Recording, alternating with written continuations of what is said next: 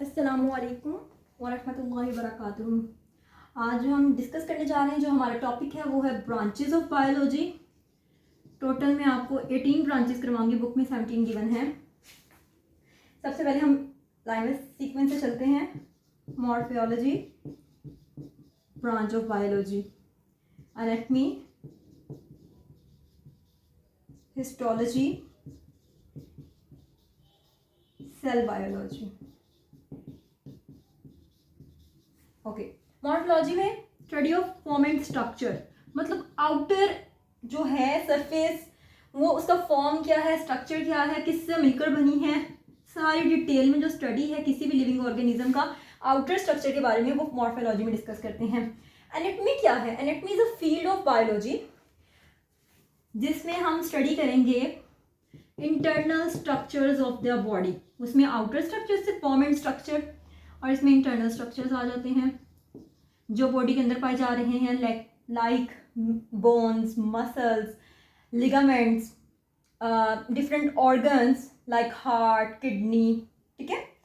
Histology में क्या करते हैं? Microscopic study of tissues. First of all main word is microscopic, मतलब माइक्रोस्कोप के नीचे हम स्टडी करेंगे टिश्यूज की। Histology. Cell biology, cell biology जो है इसमें हम सेल को स्टडी करते हैं कि सेल जो है वो इसकी ऑर्गेनेलिस क्या हैं, उनका फंक्शन क्या है, और वो सेल के अंदर क्या रोल प्ले कर रही हैं जैसे। ठीक है, तो सेल बायोलॉजी में हम ये डिस्कस करेंगे। इसके बाद हम नेक्स्ट वर्ड डिस्कस करने जा रहे हैं, जेनेटिक्स, मॉलिक्यूलर बायोलॉजी। ये मॉलिक्यूलर बायोलॉजी जो है ये साइड पे पैराग्राफ में गिवन है। Physiology and pathology. अब मैं आपको एक चीज बता दूं,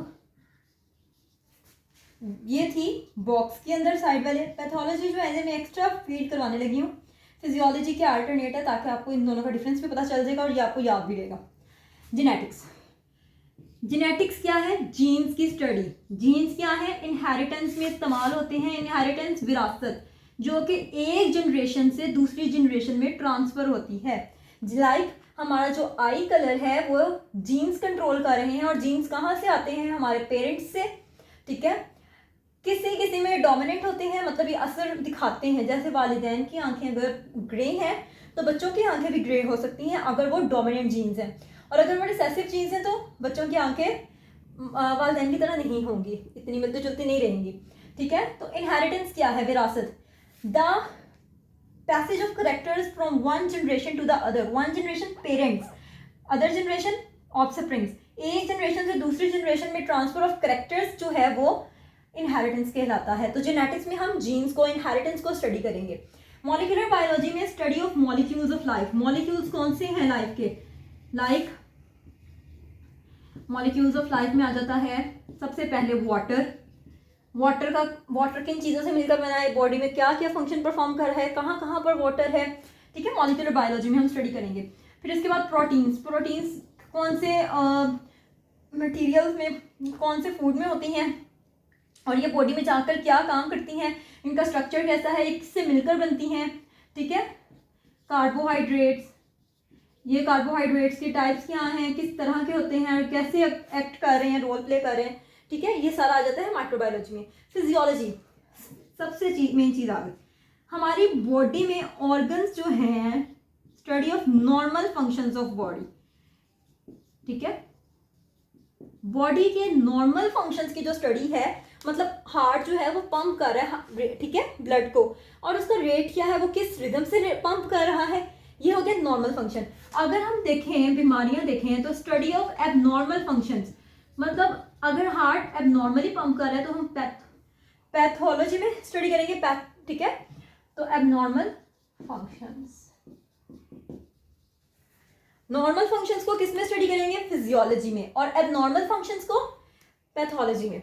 मतलब अगर हमें नॉर्मल फंक्शंस का पता होगा तभी हमें नॉर्मली पता चलेगा ना कि ये एबनॉर्मल रोल प्ले कर रहा है। इस तरह ये हमारी 8 फील्ड्स जो है वो कंप्लीट हो चुकी हैं। नेक्स्ट 10 रह गई हैं हमारे पास। नेक्स्ट आ जाता है embryology, parasitology, immunology and biotechnology. Embryology, embryo के बारे में स्टडी, ठीक है, किसी भी चीज़ जैसे लिविंग ऑर्गेनिजम्स हैं उन्होंने कैसे डेवलप हो रहे हैं, स्टडी ऑफ एम्ब्रियो, मतलब एम्ब्रियोनिक लाइफ इसको स्टडी कर रहे हैं हम लोग, ठीक है। पैरासाइटोलॉजी में पैरासाइट्स की स्टडी को कहते हैं। अब पैरासाइट्स क्या हैं, ये बॉक्स में इसकी डेफिनेशन गिवन है, फिर भी मैं आपको बता देती हूँ। पैरासाइट्स वो ऑर्गेनिजम्स होते हैं, ये देखें, ये एक लिविंग ऑर्गेनिज्म है, इसके ऊपर आके दूसरा living organism, for example lysis की एग्जाम्पल दे देते हैं, जो जुएँ होती हैं सर में, ठीक है।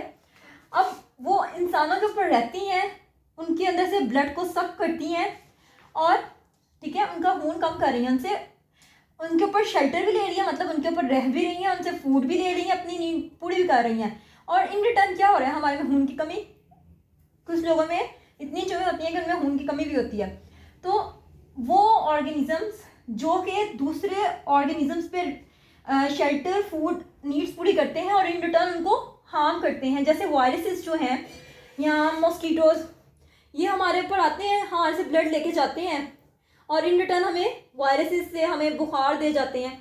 तो इस तरह पैरासाइट्स वो ऑर्गेनिजम्स हैं। तो पैरासाइटोलॉजी में हम पैरासाइट्स को स्टडी करते हैं। इम्यूनोलॉजी में इम्यून सिस्टम या इम्यून सिस्टम क्या है बॉडी का और वो किस तरह वर्क कर रहा है, इम्यूनिटी किस तरह प्रोवाइड कर रहा है, तो ये सारा कहाँ करेंगे हम, इम्यूनोलॉजी में।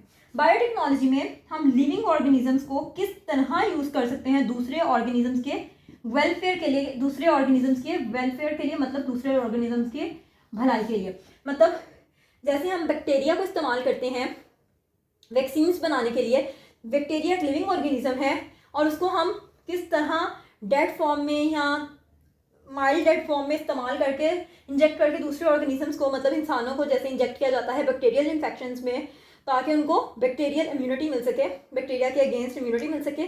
तो ये बायोटेक्नोलॉजी में हम वो स्टडी करेंगे, लाइक यही एग्जांपल्स बनती हैं। फिर हम आ जाते हैं नेक्स्ट 4 ब्रांचेस में।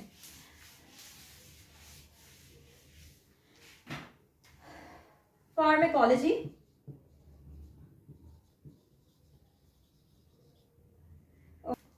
पैलेंटोलॉजी क्या है, स्टडी ऑफ फॉसिल्स, फॉसिल्स क्या हैं। अब फॉसिल्स में देखते हैं फॉसिल्स क्या है, remain of extinct organisms. Extinct organisms वो ऑर्गेनिजम्स हैं जो कि पहले थे लेकिन with the passage of time वो खत्म हो चुके हैं, लाइक डायनासोर्स, ठीक है, और भी बहुत से हैं, अभी फिलहाल मेरे ध्यान में नहीं आ रहे। फिलहाल डायनासोर्स की एग्जांपल बहुत बेस्ट एग्जांपल है। डायनासोर्स पहले थे अब खत्म हो चुके हैं, एक्सटिंक्ट है वो, ठीक है। और उनकी जो फॉसिल्स की स्टडी है वो पैलेंटोलॉजी में की जाती है। और इसके अलावा इंडेंजर्ड स्पीशीज वो होती हैं जिनको खतरा है, जो कि तेजी से एलिमिनेट हो रही है वर्ल्ड में से, ठीक है। वो ऑर्गेनिजम्स जैसे व्हेल है वो तेजी से खत्म हो रही है, वो इंडेंजर्ड स्पीशी है। एक्सटिंक्ट स्पीशी में आप डायनासोर को याद रखें। इन्वायरमेंटल बायोलॉजी में हम इन्वायरमेंट को स्टडी करते हैं, जो हमारा माहौल है, जो हमारी सराउंडिंग्स हैं उसको, कि वो किस तरह, उसके फैक्टर्स क्या हैं, बायोटिक फैक्टर्स होते हैं इन्वायरमेंट के, कि वो किस तरह से हमारे ऊपर असर कर रहे हैं और उनके इफेक्ट्स क्या हैं। टेक्सोनॉमी में हम नेमिंग और क्लासिफिकेशन सिस्टम को स्टडी करते हैं कि ऑर्गेनिजम्स को कैसे क्लासीफाई करना है, किस ग्रुप में डालना है, ये कौन सा ऑर्गेनिज्म है, किस कैटेगरी का है और उसको नेम क्या प्रोवाइड करना है। फार्माकोलॉजी में हम स्टडी करेंगे मेडिसिन, ठीक है, या ड्रग्स कह सकते हैं हम, मेडिसिन एंड ड्रग्स बॉडी पे अप्लाई करेंगे और उनके इफेक्ट्स को चेक करते हैं कि उनका क्या इफेक्ट है, ठीक है। फार्माकोलॉजी में हम स्टडी करेंगे। ये हो गई हमारी टोटल 16 ब्रांचेस कंप्लीट, बस 2 रह गई हैं। और 2 ब्रांचेस में सोशल बायोलॉजी भी कह सकते हैं हम इसको, और सोशियो बायोलॉजी भी कहते हैं इसको। और फिर आ जाती है हमारे पास एंटोमोलॉजी। एंटोमोलॉजी जो है वो स्टडी ऑफ इंसेक्ट्स है, मतलब इंसेक्ट्स के बारे में स्टडी, ठीक है। सोशल बायोलॉजी में social behaviour of organism study किया जाता है, कि उनका सोशल बिहेवियर कैसा है। ठीक है, यहाँ पर मैं अपनी ब्रांचेस को एंड करूँगी और इस तरह मैंने आपको 18 ब्रांचेस करवा दी हैं। अगर आपको कोई भी मसला हो आप कमेंट बॉक्स में कमेंट करें, इंशाल्लाह I will try to reply you back. And जज़ाकल्लाहु खैरा, अल्लाह हाफिज़।